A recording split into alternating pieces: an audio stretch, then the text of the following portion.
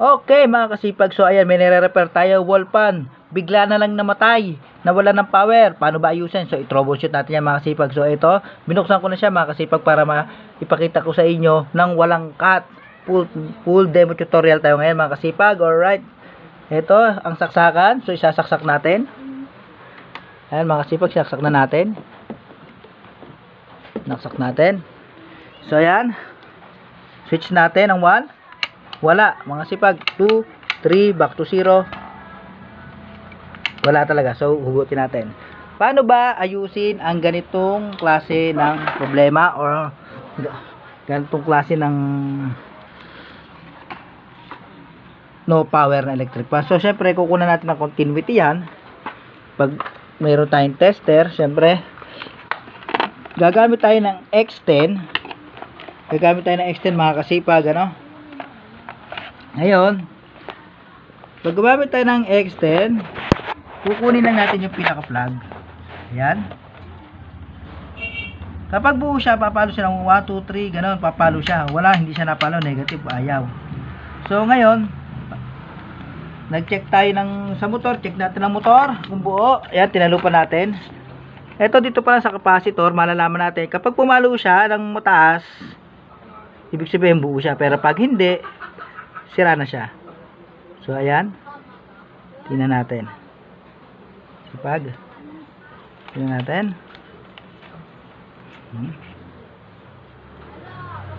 So ayan, i-check natin. Ayun, pumalo siya mga kasipag, no? Ayun, no? Napalo na siya. Ayun. So ayan, pagka ganyan kataas sa palo niya, buo siya. So ngayon, check natin saksakan, okay naman. So ito, tuturo ko sa inyo mga kasipag. Ito po yung saksakan natin.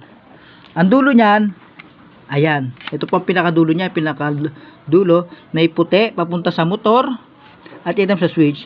Babaybayin natin yung puti na yan na papunta sa motor. Andito na siya. So pinutol ko na siya.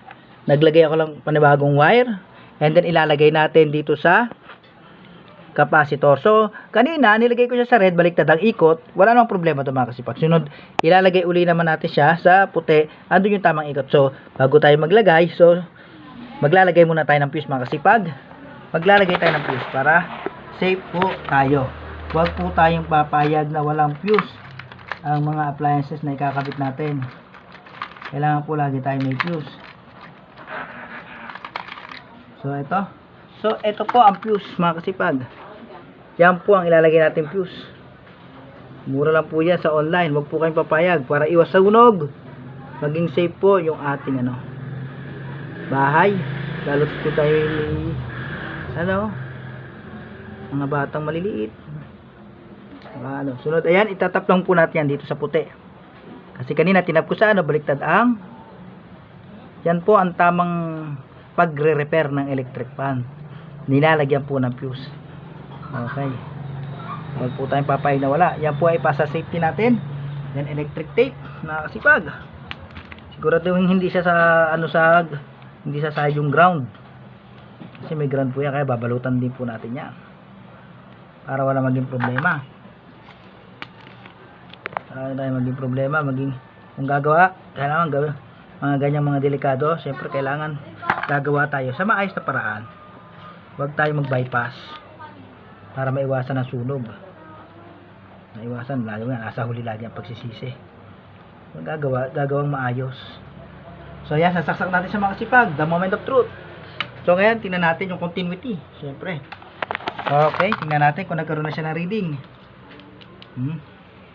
Ayun, mga kasipag, meron na, may palo siya. 0. Alright, saksak natin. Ito po, sasaksak ko na po mga kasipag. Okay. Mga kasipag, number 1. Alright. Okay na siya mga kasipag. Number 2. Number 3. Okay na mga kasipag. Alright.